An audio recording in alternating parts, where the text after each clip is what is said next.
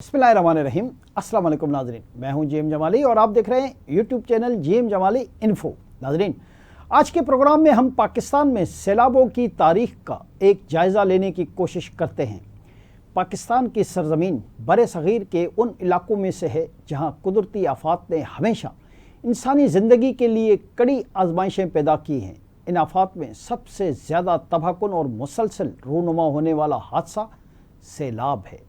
दरियाओं के दामन में आबाद ये खित्ता अपनी ज़रख़ेज़ी, कुदरती वसाइल और आबपाशी के वसी जाल की वजह से दुनिया में मुनफरद हैसियत रखता है। लेकिन यही दरियाई निज़ाम जब बिफर जाता है तो इंसानी बस्तियाँ, खेत खलियान और तमाम तर बुनियादी ढांचे लम्हों में सफ़ाए हस्ती से मिट जाते हैं। पाकिस्तान में सैलाबों की तारीख़ दरअसल इस खित्ते के जुग्राफियाई साख्त, माहौलियाती अवामिल और इंसानी गलतियों की एक तवील दास्तान है। बरे सग़ीर में दरियाए सिंध और उसके मोविन दरिया ने हमेशा मईशत और तमद्दुन की बुनियाद रखी है, मगर इनके बिफरने से पैदा होने वाले सैलाबों ने भी बारहा इंसानी ज़िंदगी को उजाड़ दिया। पाकिस्तान वजूद में आने के बाद से लेकर आज तक दर्जनों मरतबा बड़े सैलाबों की जद में आया है और इनमें से बाज़ सैलाब तो कौमी तारीख़ के स्याह अबवाब बन चुके हैं। जी नाज़रीन, क़याम पाकिस्तान के बाद पहला बड़ा सैलाब 1950 में आया, जिसने दरियाए सिंध के किनारे आबाद कई अजला को डुबो दिया। इस सैलाब ने हज़ारों बस्तियाँ मलिया मेट कर दी और लाखों अफराद बेघर हुए। उस वक्त के वसाइल महदूद थे और हुकूमत नौज़ायदाई थी, इसलिए नुकसानात पर काबू पाना मुश्किल साबित हुआ। 1950 के इस सैलाब को पाकिस्तान की तारीख़ का पहला बड़ा सानिया कहा जाता है, जिसने आने वाली नस्लों के लिए यह हकीकत वाज़ह कर दी कि इस मुल्क में सैलाबी आफात एक मुस्तकिल ख़तरा हैं। इसके बाद 1956 और 1957 में भी शदीद बारिशों और दरियाई तुग़यानी ने पंजाब और सिंध के कई इलाके डुबो दिए। इन इब्तिदाई सैलाबों ने हुकूमत को इस बात पर मजबूर किया कि दरियाओं पर बंद, डैम और हिफाजती पुश्ते तामीर किए जाएँ, लेकिन वसाइल और मनसूबाबंदी की कमी की वजह से इन कोशिशों के खातिर ख्वाह नताइज बरामद न हो सके।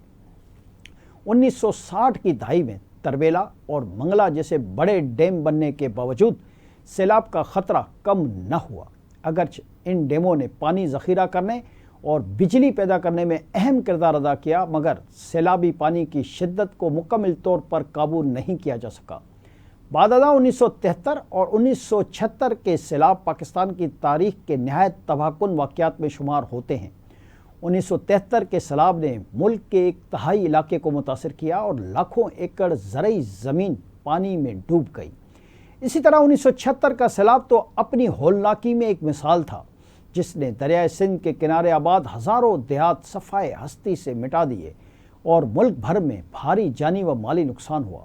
इन दोनों सैलाबों ने वाज़ह किया कि सिर्फ बड़े डैम या बैराज बनाना काफ़ी नहीं, बल्कि मरबूत मनसूबाबंदी, बर वक्त इंतबाही निज़ाम और सैलाबी पानी के कुदरती बहाव को मजबूत सिमत देने की अशद ज़रूरत है। इसके बाद फिर 1988 में एक और शदीद सैलाब आया, जिसने ख़ास तौर पर खैबर पख्तूनख्वा और पंजाब के कई अजला को अपनी लपेट में ले लिया। फिर 1992 का सैलाब भी पाकिस्तान की तारीख़ का एक बदतरीन सैलाब कहलाता है। इस साल दरिया झेलम और दरिया चनाब में ऐसी तुग़यानी आई कि पूरे पंजाब में तबाही फैल गई। लाखों लोग बेघर हो गए, हज़ारों जानें ज़ाया हुईं और खड़ी फसलें तबाह हो गईं। इसके अलावा अरबों रुपए के इंफ्रास्ट्रक्चर को भी नुकसान पहुँचा। इस सैलाब ने कौमी मईशत को हिला कर रख दिया और ये याद दहानी भी करा दी कि सैलाब सिर्फ पानी का बहाव नहीं, बल्कि एक हमागीर आफत है जो ज़राअत, सनत, इंफ्रास्ट्रक्चर, तालीम और सेहत के शोबे को बेक वक्त मुतासिर करती है। जी नाज़रीन, सन 2000 की दहाई में भी सैलाबों ने पाकिस्तान का पीछा न छोड़ा। 2005 और 2007 में कई इलाकों में शदीद बारिशों के बायस फ्लैश फ्लड्स आए, मगर सबसे ज़्यादा होलनाक तबाही 2010 के सैलाब ने मचाई। ये सैलाब पाकिस्तान की तारीख़ का सबसे बड़ा सैलाब था जो दरिया सिंध के तमाम बेसन में आया। एक अंदाजे के मुताबिक इस सैलाब से 2 करोड़ से ज़ायद अफराद मुतासिर हुए, लाखों मकानात मुनहदम हो गए, फसलें बर्बाद हुईं और मवासलाती निज़ाम दरम बरहम हो गया। अक़वाम मुत्तहिदा ने उसे उस वक्त की दुनिया की सबसे बड़ी इंसानी आफत करार दिया। इस साने ने साबित कर दिया कि पाकिस्तान का सैलाबी ख़तरा महज एक कुदरती हादसा नहीं, बल्कि इंसानी गफलत और नाकस हिकमत अमली का नतीजा भी है। देहाती इलाकों में कच्ची आबादियों का क़याम, जंगलात की कटाई, دریائی پشتوں پر غیر قانونی تعمیرات اور نکاسی آب کے نظام کی تباہ حالی نے سیلاب کی شدت کو کئی گنا بڑھا دیا۔ اس کے بعد پھر 2011 اور 2012 میں سندھ خصوصاً بدین، ٹھٹہ اور میرپور خاص کے علاقے شدید متاثر ہوئے۔ بارشوں اور سیلاب نے ان علاقوں میں تباہی مچا دی۔ ان مسلسل آفات نے صوبے کے لاکھوں لوگوں کو غربت اور بیماریوں کی دلدل میں دھکیل دیا۔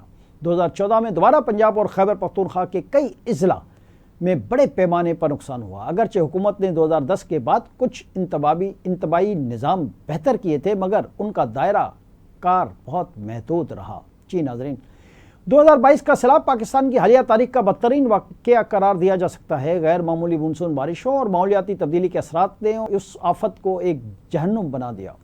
بلوچستان، سندھ، خیبر پختونخوا اور جنوبی پنجاب سبھی اس کی لپیٹ میں آئے۔ ایک اندازے کے مطابق سیلاب سے 3 کروڑ سے زائد لوگ متاثر ہوئے۔ ہزاروں دیہات صفحۂ ہستی سے مٹ گئے، کھڑی فصلیں تباہ ہوئیں اور معیشت کو تقریباً 30 ارب ڈالر سے زائد کا نقصان پہنچا۔ یہ سیلاب صرف پانی کی تباہی نہیں بلکہ ماحولیاتی تبدیلی کی سنگین حقیقت کا مظہر بھی تھا۔ پاکستان اگرچہ دنیا میں کاربن کے اخراج میں نہایت کم حصہ ڈالتا ہے، مگر ماحولیاتی تبدیلی کے اثرات سب سے زیادہ اسی خطے پر مرتب ہو رہے ہیں۔ پاکستان میں حالیہ 2025 کا سیلاب پاکستان کی تاریخ میں ایک اور بدترین سیلاب قرار دیا جا رہا ہے۔ اس سال راوی، چناب اور ستلج میں اتنا پانی آیا ہے کہ یہ کہا جا رہا ہے کہ پاکستان کی تاریخ میں اس کی کوئی مثال ہی نہیں ملتی۔ پنجاب کے سینکڑوں دیہات اور شہر حالیہ سیلاب سے بری طرح متاثر ہوئے ہیں۔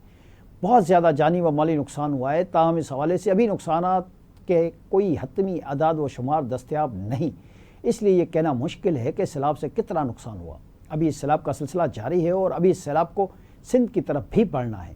دیکھنا یہ ہے کہ اس بار سندھ کے عوام اور علاقے اس سیلاب سے بچ پاتے ہیں یا نہیں۔ اگرچہ حکومت سندھ کے اس حوالے سے بڑے بڑے دعوے موجود ہیں، تاہم اس بارے میں ابھی کوئی بھی حتمی رائے قائم کرنا قبل از وقت ہوگا۔ پنجتن کے مقام پر پنجاب کے تمام دریاؤں کا پانی آنا شروع ہو گیا ہے اور یہاں سے یہ سندھ کی طرف بڑھے گا۔ یہاں ہم یہ ضرور کہیں گے کہ عوام حکومتی دعووں میں آنے کے بجائے اپنے طور پر حفاظتی انتظامات ضرور کریں تاکہ ممکنہ نقصانات کو کم سے کم کیا جا سکے۔ جی ناظرین، پاکستان میں سیلابوں کی تاریخ اس بات کی گواہی دیتی ہے کہ یہ مسئلہ صرف قدرتی آفات کا نہیں بلکہ انسانی کوتاہیوں کا بھی ہے۔ دریائی کناروں پر کچی آبادیوں کی تعمیر، جنگلات کی کٹائی، نکاسی آب کے قدرتی راستوں کو بند کرنا اور بڑے پیمانے پر غیر منصوبہ بندی تعمیرات ان سیلابوں کے اثرات کو کہیں زیادہ خطرناک بنا دیتی ہیں۔ حکومتوں کی ناقص پالیسیاں اور اداروں کی نااہلیاں بھی اس المیے کو بڑھاوا دیتی ہیں۔ اگر بر وقت منصوبہ بندی، مؤثر ڈیزاسٹر مینجمنٹ سسٹم، جدید ٹیکنالوجی اور عوامی شعور کو فروغ دیا جائے تو اس تباہی کو کم کیا جا سکتا ہے۔ جی ناظرین، سیلاب پاکستان کی تاریخ کے وہ باب ہیں جنہوں نے ہر دور میں قوم کو کڑی آزمائشوں سے گزارا، لیکن ان کے ساتھ ہی یہ سبق بھی دیا کہ قدرتی آفات کے مقابلے میں اصل طاقت نظم و ضبط، منصوبہ بندی اور اجتماعی جدوجہد میں ہے۔ پاکستان اگر اپنی سیلابی تاریخ سے سبق سیکھے تو آنے والے دنوں میں نقصانات کو کم کر کے پانی کے وسائل کو ایک نعمت کے طور پر استعمال کر سکتا ہے۔ بصورت دیگر یہ تاریخ خود کو دہراتی رہے گی اور قوم ہر بار نئے زخم سہتی رہے گی۔ آج کے لیے اتنا ہی۔ اگلے پروگرام تک کے لیے اپنے میزبان جی ایم جمالی کو اجازت دیجیے۔ اللہ حافظ۔